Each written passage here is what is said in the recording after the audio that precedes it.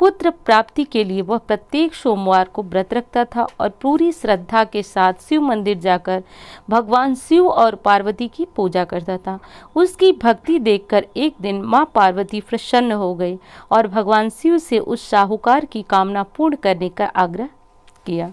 पार्वती जी की इच्छा सुनकर भगवान शिव ने कहा, हे पार्वती, इस संसार में हर प्राणी को उसको कर्मों का फल प्राप्त होता है और जिसके भाग्य में जो लिखा है उसे भोगना पड़ता है।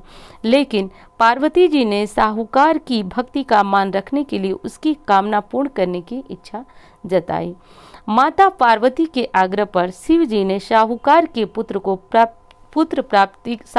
को पुत्र प्राप्ति का वरदान दिया, लेकिन साथ ही साथ यह भी कहा कि उसके बालक की आयु केवल 12 वर्ष ही होगी।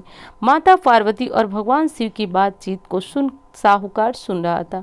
उसे न तो इस बात की खुशी थी और न ही दुख। वह पहले की भांति ही शिव पूजा करता रहा। कुछ समय के बाद साहूकार के घर पुत्र का जन्म हुआ। वह बालक 11 वर्ष का हुआ तो उसे पढ़ने के लिए काशी भेज दिया गया। साहूकार ने पुत्र को बुलाकर उसे बहुत सारा धन दिया और कहा कि तुम इस बालक को काशी विद्या प्राप्ति के लिए ले जाओ और मार्ग में यज्ञ कराना, जहाँ भी यज्ञ कराओ वहाँ ब्राह्मणों को भोजन कराना, दक्षिणा देते हुए जाना। साहूकार का पुत्र मामा के साथ काशी के लिए रवाना हो गया। दान दक्षिणा देते समय काशी की ओर चल पड़े। रात में एक नगर पड़ा जहां नगर के राजा की कन्या का विवाह था, लेकिन जिस राजकुमार से उसका विवाह होने वाला था वह आंख से काना था। राजकुमार के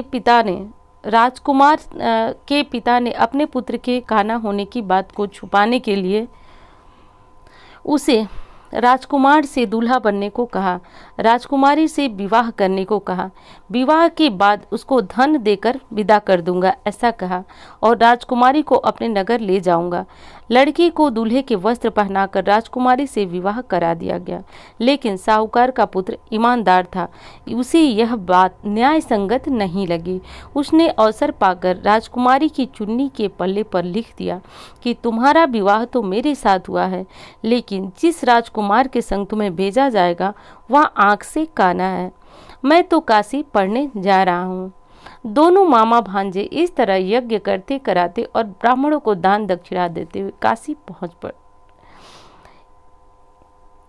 जब राजकुमारी ने चुन्नी पर लिखी हुई बातें पढ़ी तो उसे अपने माता पिता की यह बात याद आ गई।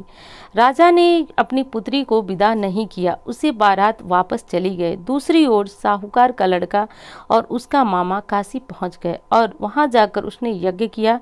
जिस दिन लड़के की आयु 12 साल की थी उसी दिन यज्ञ रखा गया। लड़के ने अपने मामा से कहा, मेरी तबीयत कुछ ठीक नहीं लग रही है।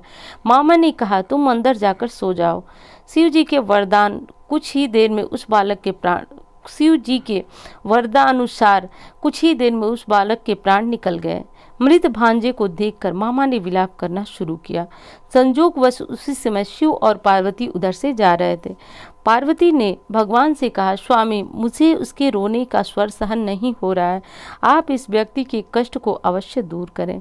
जब शिव जी मृत बालक के समीप पहुँचे तो वह बोले कि यह पुत्र उसी साहूकार का पुत्र है जिसे मैंने 12 वर्ष की आयु तक जीवित रहने का वरदान दिया था। अब इसकी आयु पूरी हो चुकी है। लेकिन मृत भाव से विभोर माता पार्वती ने कहा, हे महादेव, आप इस बालक को और आयु देने की कृपा करें, अन्यथा इसके वियोग में इसके माता पिता भी तड़प तड़प कर मर जाएंगे। माता पार्वती के आग्रह पर भगवान शिव ने उस बालक को जीवित होने का वरदान दिया। शिव जी की कृपा से लड़का जीवित हो गया। शिक्षा प्राप्त करके लड़का अपने मामा के साथ अपने नगर को चला गया। जहां उसका विवाह हुआ था उस नगर में उसने यज्ञ का आयोजन किया। उस लड़के के ससुर ने उसे पहचान लिया और महल में ले जाकर उसकी खातिरदारी की और अपनी पुत्री को विदा किया। इधर साहूकार और उसकी पत्नी भूखे प्यासे रहकर बेटी की प्रतीक्षा कर रहे थे। उन्होंने प्रण कर रखा था कि यदि उन्हें अपने बेटी की मृत्यु का समाचार मिला तो वह भी प्राण त्याग देंगे, परंतु अपने बेटे के जीवित होने का समाचार पाकर वह बेहद प्रसन्न हुए। उसी रात्रि भगवान शिव ने व्यापारी को स्वप्न में आकर कहा, हे श्रेष्ठी, मैंने तेरे सोमवार व्रत करने और व्रत कथा सुनने से प्रसन्न होकर तेरे पुत्र को लंबी आयु प्रदान की है।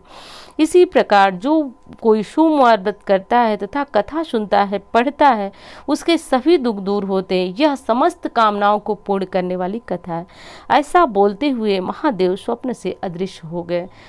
हर हर महादेव, जय भोलेनाथ। दोस्तों, कथा संपूर्ण हुई। महादेव की कृपा आप सभी पे बरसती रहे, ऐसी कामना करती हूँ।